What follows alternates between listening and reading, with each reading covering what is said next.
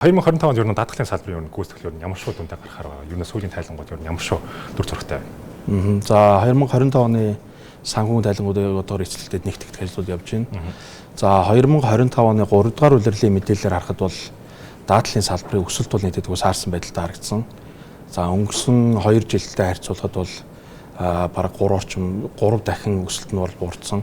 Ер нь ковидын үеийнхээс ч ер нь бага болчиход байгаа тийм нөхцөл байдалтай байсан. Орлого талаас нь нөхөн хэлбэр талаас нь эсрэгээр бол бас стил өндөр өсөлтөд явж байгаа. Ерөнхийдөө бол энэ 25 оны жилийн эсрэгт нийт нөхөн хэлбэр бол ер нь өнгөрсөн жилээс бас бага хэмжээр өссөн байдалтай ингэж гарахаар харагдаж байгаа. Тэгвэл хаана даатгалын хувьд харцах юм бол 2023 оны сүүлийн одоо хорооноос нийтлсэн тайлан сарахад 3 дугаар улиралд бол ингэдэг сайн өсөлтөд багш харагдсан шүү. Тэгэхээр энэ 2025 онд ер нь эцсийн байдлаар ямар шүү гүйцэтгэлтэй гаргаж байна. Ерөнхийдөө 3 дугаар улирлын нөхцөл байдлаа хадгалж үлдэх болов уу гэж бодож байна. За хаана даатгал компанийн хувьд зөв онцлог талаас нь яриад үзэх юм бол топ 3 даатгалын компани нэг орлого талаас бол тийм нөхцөл байдалтай байж байгаа. За нийт хурамжийн орлогоор бид нар 3 дугаар байна. Цэвэр хурамжийн орлогоор 4 дугаар явж байгаа бол нэг сонирхолтой үзүүлэлт гэх юм бол нөхөн хэлбэрийн үзүүлэлтээр ерөнхийдөө салбартаа тэргүүлж байгаа. За өмнө нь түүхэнд бол нэг жилийн олгосон нөхөн хэлбэрийн хэмжээ бол 20 тэрбумд авч ирсэн компани бол байгаагүй. За энэ онд бол хаана даатгал компани бол 30-60 тэрбум төгрөгийн нөхөн хэлбэрийг бол 25 оны байдлаар олгосон ийм нөхцөл байдалтай явж байгаа. Тэгэхээр мэдээж нөхөн хэлбэр нэлээдгүй одоо түүхэн нийт хэмжээд хүрээд байгаа юм бол ер нь бол ашигт ажиллагаа хадгалахад ер нь бол орлогын хэмжээд тодорхой хэмжээд өсөж чадсан болов. Ер нь бол ашигт ажиллагааны хувьд харж үзэх юм бол ер нь ямар шүү. За ашигт салбарын ашигт ажиллагаа бол харьцангуй саармагсан байдалтай харагдаж байсан. За хаана даатгал компани хувьд ч гэсэн өнгөрсөн онтойгоо харьцуулбал ашигт ажиллагаа бол тодорхой хэмжээд мэдээж буурсан ийм нөхцөл байдалтай явж байгаа. Гэхдээ нөхөн хэлбэр өндөр олголоо гэж шууд одоо нэг ашиг алдагдлын тал руугаа орчдөг гэсэн тийм ойлголт бол байхгүй. Тэр бол мэдээж тухайн компани одоо эрсдлийн менежментийг яаж хийж хэрэгжүүлж байгаас шууд хамааралтай байдаг. За бидний хувьд бол одоо бидний өөрсдийн тодорхой даатгах сонирхолтой эрсдэл хэмжээ гэж байдаг. Тэр хэмжээг хүртэл өөрсдөө даатгаа. За тэрнээс давсан хэсэг бол одоо олон улсын нэр хүнд бүхий давхар даатгалын компаниуд ингэж даатгуулж явдаг. За өнгөрсөн оны манай бас олгосон нийт нөхөн хэлбэрийн талаас дээшээ хувийг нь бол давхар даатгалын компаниуд өргөдөө ингэж олгосон байж байгаа.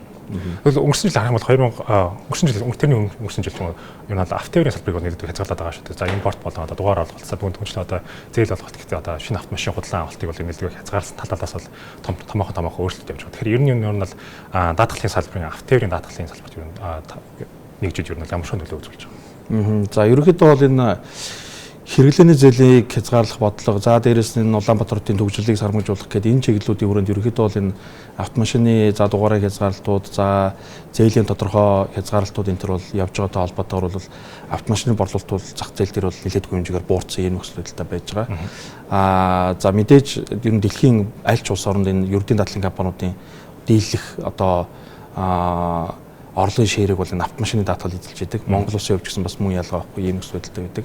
Сүүлийн 5 жилийн өсөлтийг хараад үзэх юм бол автомашин, эрүүл мэндийн даатгал бол одоо хамгийн өндөр өсөлттэй байсан жишээ нэ тий. За ингээд үзэхэд бол ерөнхийдөө бол энэ орлого сөөрөхөд бол одоо орлогын хурд саарахад бол гол нөлөө үзүүлсэн зүйл нь бол бас энэ автомашины одоо борлуулалтын бууралтай тодорхой хэмжээгээр холбоотой ингэж явж байгаа. За ерөнхийдөө бол санхүүжилт хорооноос бол зээлийн хязгаарлалтууд дээр ерөнхийдөө уучлах төлбөр дээр тодорхой хэмжээний шаардлагууд тавигдсан багшууд дээр за дээрээс нь өөр орлогын харьцааг ерөнхийдөө тодорхой хэмжээнд бариулдаг ийм нөхцөл байдалтай болсонтой холбоотойгоор бол эрэлт нийлээдгүй хэмжээгээр ерөнхийдөө саармагчаад ер нь энэ чигээрээ бол энэ тээврийн хэрэгслийн даатгал бол нийлээдгүй буурсан байдалтай харагдаж байгаа. Тэгэхээр статистик мэдээс харах юм бол даатгалын салбар, эрдэнэ даатгалын салбар юу нь бол дийлэн хэсгийн одоо даатгуулж байгаа дийлэн хэсэг харах юм бол юм хөрөнгийн даатгал болон автомашины даатгал гэж бүрдүүлж байгаа. Тэгэхээр ер нь цаашаа харах юм бол ер нь даатгалын салбар ер нь санал болгож бүтээгдэхүүнийг төрөлжүүлэхэд ер нь аль бүтээгдэхүүн илүү хамгийн одоо найдвартай харагдаж байгаа. Хамгийн хүч потенциалтай харагдаж байгаа. Ерөнхийдөө бол хэдийгээр энэ тээврийн хэрэгслийн борлуулалт буурж байгаа ч гэсэн стил ерөнхийдөө голлох байр суурь илсэн хэвээрээ байж таарна. Ер нь бол дэлхийд даяар ингээд аваад үзэхэд яг тээврийн хэрэгсэл болон ердийн даатгалын компаниудын бол голлох бүтээгдэхүүн байсаар байдаг.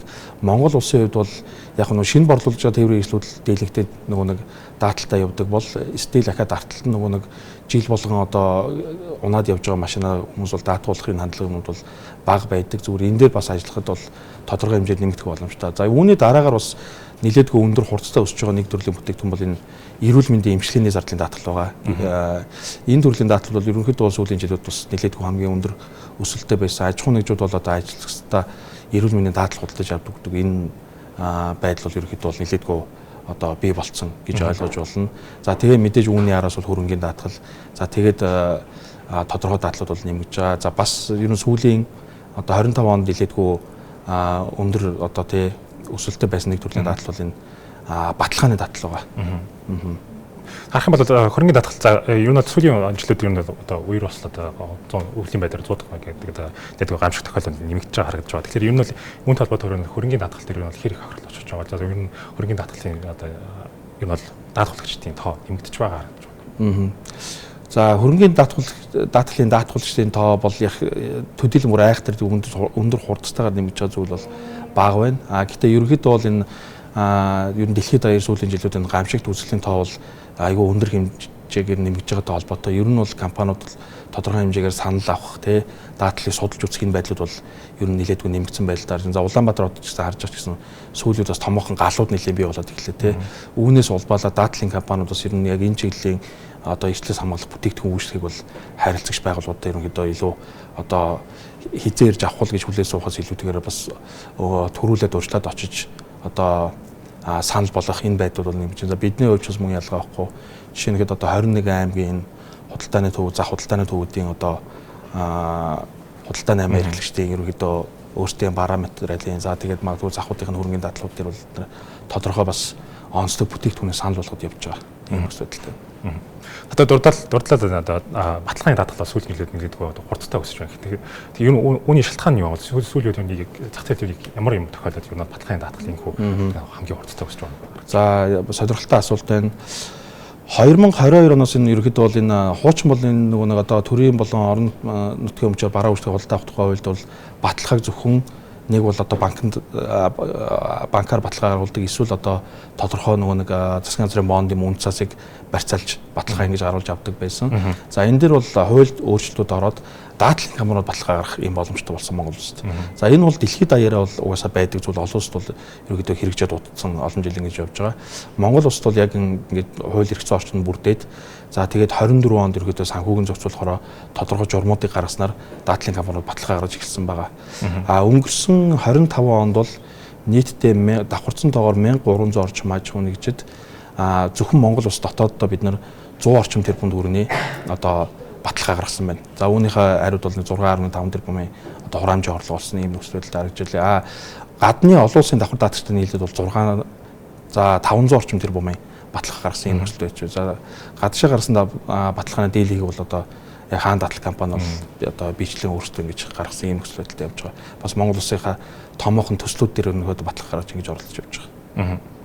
Үлийн даатгалын салбарын цаашдаа хөгжил авч үзээ л да. Ер нь одоогийн байдлаар орох өөрчлөлтөө за даатгалын салбарт ер нь хууль эрх зүйн талаас ч гэдэг юм. Ер нь бол бүтцийн талаас авч үзэх юм бол ямар өөрчлөлт хийх хэрэгтэй гэж харж байгаа. За өнөөдрийн хөгжил ер нь хаашаа ямар шүү байдалтай дэвшил гарч байна. За даатгалын салбарын багц хуулиудын шинжилгээ ажлууд бол ерөнхийдөө бас баггүй удаан хугацаанд явж байна. За үүн дотор бол за зүгээр иргэдээр бол харьцангуй нөгөө ойрхон байдаг жолоочийн даатгалын хуулийн хувьд бол ерөнхийдөө бол анх энэ хуульчин бол 12 онд гарч исэн. За Б английн тээврийн ажил бол 5 орчим сая төгрөгийн хамгаалалтаа ийм нөхцөл байдалд явдаг бол одоо зах зээл дээр 5 сая хамгаалт гэдэг нь өөрөө бас яг нөгөө юунд хүрч гин үү? Одоо хэрэгцээгээ ер нь хангаж чадж гин үгүй гэдэг асуудлууд гараад эхэлсэн байж байгаа.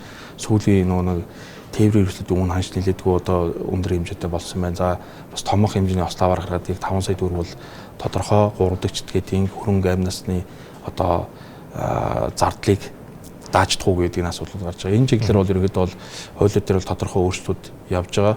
За зөвхөн зах зээлийн тоглогч гэдэг утгаас аваад харах юм бол хаан даатгал компанийн хувьд бол одоо сүүлийн үед бол илүү боловсруулж хөгжүүлж байгаа бүтээгдэхүүн нь бол энэ баталгаан дээр суурилсан юм бүтээгдэхүүнүүд байж байгаа. Магадгүй одоо шинэ орон сууцны урьд халбарын баталгаа гэдэг ч юм уу. Эсвэл одоо түрүүч хийсэн нөгөө нэг тээврийн хэрэгслийн зээлийн нөхцөл байдлууд нэлээдгүй өндөрсөн энэ нөхцөл байдал дээр тээврийн хэрэгслийн урьд халбарын баталгаа гаргах ч юм уу. Энэ чиглэлээр бүтээгдэхүүн үйлчлэгээ за магадгүй малчтын зээлийн одоо баталгаа гэдэг ч юм уу энэ төрлийн бүтээгдэхүүнүүд бол нэлээдгүй хэмжээгээр хөгжүүлж судалж ингэж явж байна.